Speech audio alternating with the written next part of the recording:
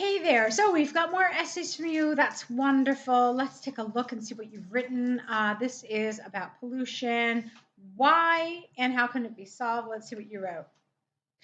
It is irrefutable that our pollution problems are getting more serious, especially in urban areas. There is an urgent need for us to find out the reasons behind and tackle with them.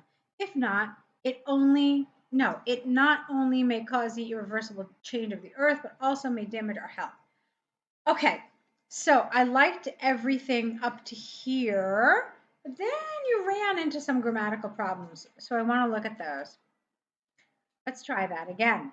There is an urgent need for us to find out the reasons behind this and tackle it. Let me try it again. It is irrefutable that our pollution problems are getting more serious, especially in urban areas. So that's essentially one problem. There is an urgent need for us to find out the reasons behind this and tackle it.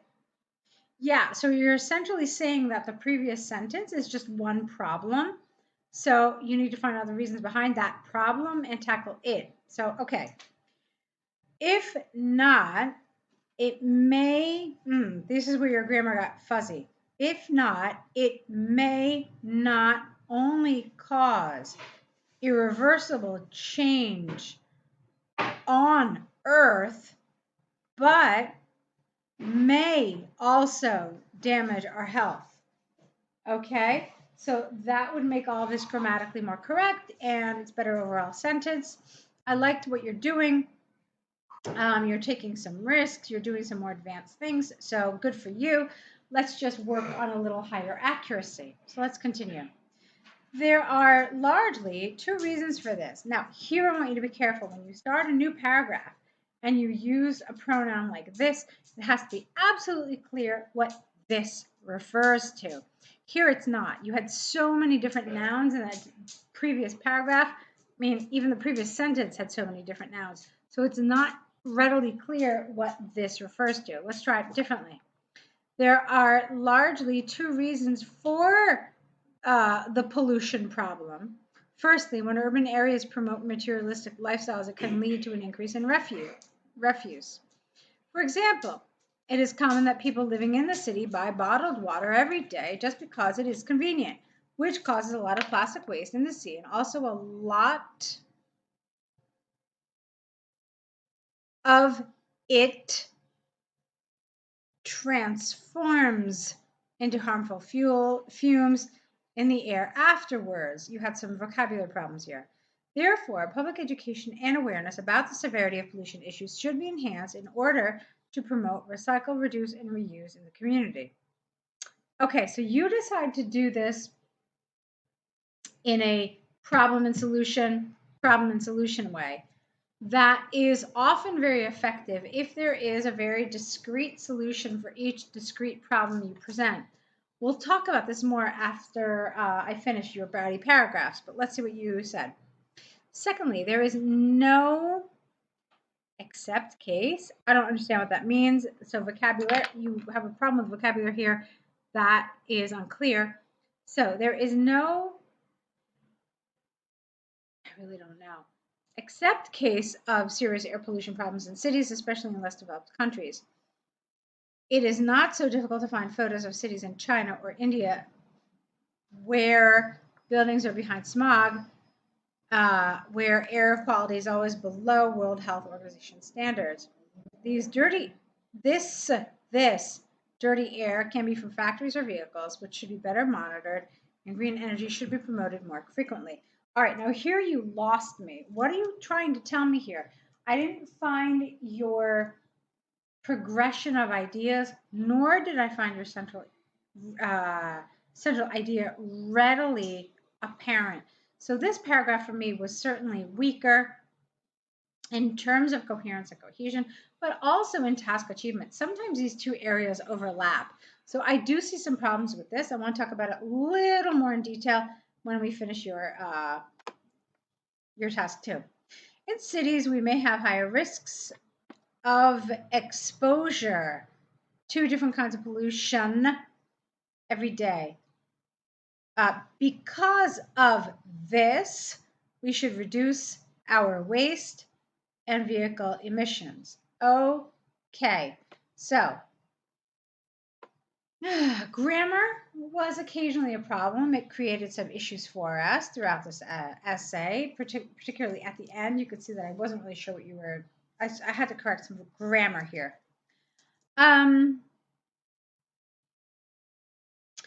You decided to do this in a problem solution in each paragraph kind of structure, and that's absolutely acceptable. But what you need to make sure is you need to make sure of a couple of things. You need to make sure that your solution absolutely directly relates to the problem. That's the first thing. Because sometimes it's difficult to find a solution that directly relates to the problem. But that's the first thing you need to do when you do it like this. The second thing you need to make sure of is that your solutions are well supported. Generally, from my years of experience as an IELTS examiner, what I have found is that students and IELTS candidates have a hard time developing their solutions. They say, oh, well, this is the problem, and they go into tons of detail about it, but then they present a solution and assume that the reader understands how or why it is a solution. I assure you that that is not always 100% readily understandable, and that even your solutions do need some development. Okay, so here, for example, public education awareness about the severity should be enhanced. Okay, why? How could you do this? Why? You kind of talked about the why here to promote, etc., etc., etc. I still think it could have been more developed. Okay, I still think you could have and should have said more. Here, I had a few problems. This was definitely the weaker paragraph of the two. This expression here really didn't make any sense to me. I didn't know what you were trying to say. Therefore, the meaning of the entire paragraph was kind of lost. Okay, so there are no exceptions to serious air problems in cities, especially in less developed countries. Is that what you meant? I really wasn't sure. It's just guesswork, essentially. Now, here, you're telling us the reason why, because this dirty air comes from factories or vehicles, but then you never go about explaining how this can be fixed. So you started off with this kind of structure here, problem and solution in one paragraph, but you didn't follow up with it here. And so it's an undeveloped paragraph. I had a really difficult time. I had to read at least 2 or 3 times to understand what you were trying to say. And so it's a problem. And this kind of problem is going to affect basically all areas of the criteria because I didn't feel like it was well developed, so that affects task achievement. I wasn't really clear what the central idea was, and so that's going to affect coherence and cohesion. There was some confusion here with the vocabulary, and that's going to affect your lexical resource score. So yeah, maybe grammar is the only one that's okay, but still, I have to be honest with you. When you have so many other errors in the other parts, in the other criteria, then it's basically going to carry with it. It's going to influence your grammar score as well. Now, here you said we should reduce our waste and we should reduce our waste and vehicle emissions, but these dirty airs can be from factories which should be monitored and green energy. Yeah, okay, so fine, I understand. You took this to be your solution. It's still not appropriately developed. It's one sentence, and that does not mean development. In other words, if you took this sentence and you took this sentence and you had organized this differently, you would have had a really long paragraph for your problems and a very tiny 2-sentence long paragraph for your solutions. That should be your cue that you didn't develop your solutions enough. And like I said, this is so common. If I had $1 for every time this happened, well, I'd have a lot of dollars. So this is the problem that most people run into. So work on fixing this. Remember that everything you do with your problems, you have to do the same thing with your solutions. Let's take a look at your task 1. All right, so let's take a look at your task 1 now. It's really very helpful if you include the image, just copy and paste it into your Word document so that I can refer to it while it's here. Yeah, I know you've got the link, but it's just so much easier if I don't have to click on links and back and forth. You'll see what I mean. So let's take a look at what you wrote here. The graph shows the amount of cars of 3 brands sold, careful here, brands, in different, not different kinds of countries, but different countries. When you say kinds of countries, it means that, like, all right, one's a sovereign nation, one is a colony. So one is a kingdom, one is a republic. That's what it means when you say different kinds of countries. So let's fix this. The graph shows the amount of cars of 3 brands sold in different countries, 9 different countries in Europe in 2018. Okay, that's what you needed here. In terms of brands, BMW was the most even sales for Europeans, yes, while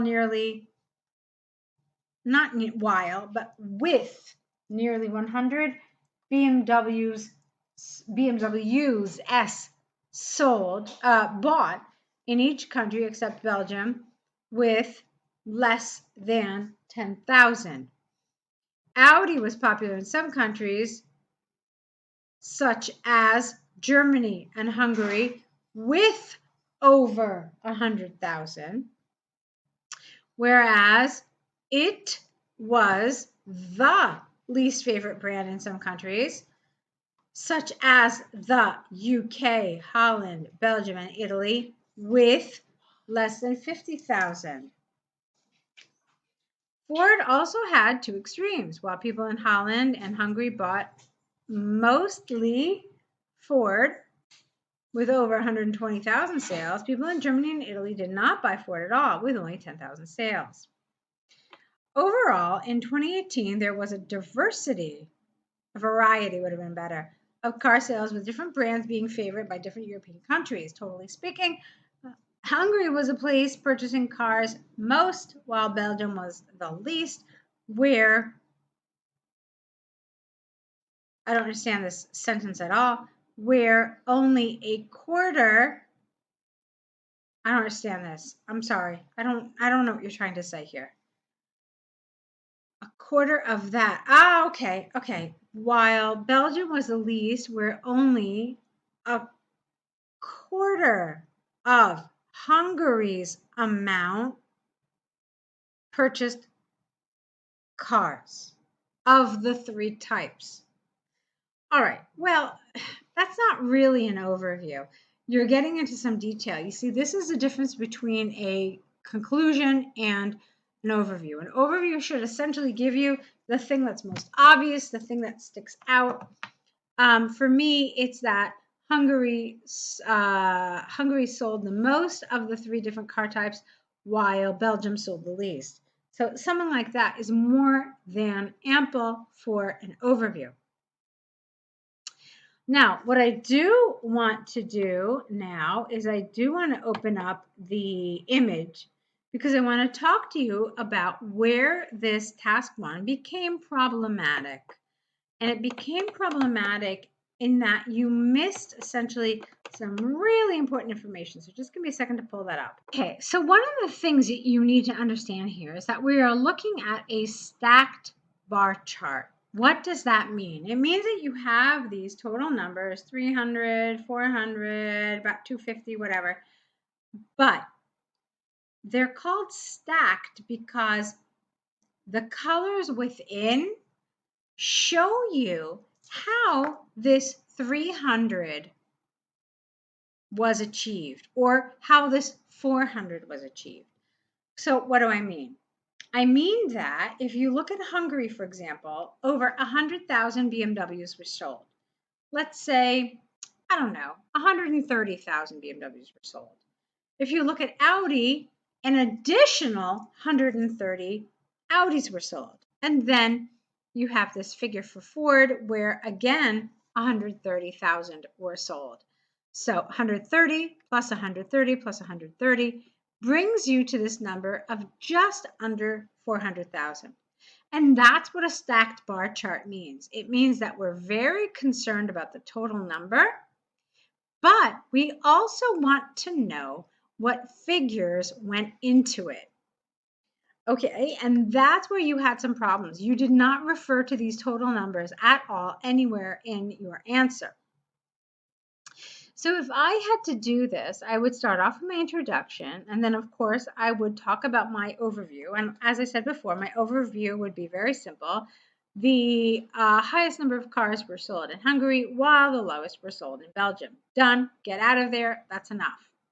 Then I would have a paragraph that dealt with these total numbers. It would be a short paragraph. I would say that the most cars were sold in Hungary at just about 400,000. The fewest were, the second most were sold in France at 300. The least were sold in Belgium, and the second least were sold in Italy. The remaining countries all sold between 200 and 270,000 cars. Done. Get out of there and now move into your individual car sales. So the figure for BMW is really easy because it's right here. You can see it along that 100 line. So the figure for BMW would take one sentence, maybe two tops. Throughout all the countries, BMW sold approximately 100,000 cars. The only exception was Belgium, where it sold a negligible amount. See, two sentences, you're done with BMW. Then you do something similar for Ford. You would say that Ford recorded the highest sales in Hungary and Holland with approximately 130,000 cars sold. The fewest Fords were sold in Germany and Italy with roughly 30,000 cars. And then you're done. Okay? Then you would do something very similar for Audi. Okay? So do you get my point? You're not getting into minutia. You're not talking about every single car company, every single car sold. That would mean you're talking about 36 pieces of information. Impossible. Wrong. It's not the right thing to do. So you want to focus on the important pieces. Another thing that you need to remember in this kind of a task is you have to mention each country by name. One of the easiest, best ways to do this is to make sure that you cover them in your introduction. So when you say something like, the chart illustrates the number of cars sold in 9 European countries, name them in parentheses. So start a parenthesis, write the names of the 9 countries, close the parenthesis, and then you're done. Then go on to your overview. So that's the simplest way to ensure that you have mentioned all 9 categories here. Because you have 9 categories of countries, and then you have 3 categories of cars. All of those have to be mentioned at least once. Okay? So this is some information that I really want you to know so that you can be prepared for a graph like this. So go ahead, correct these. Let's see more work. I'm excited to see what you write next. I hope you find this feedback really helpful and that it gives you some tips on how to improve. Okay? So looking forward to your next set. Good luck.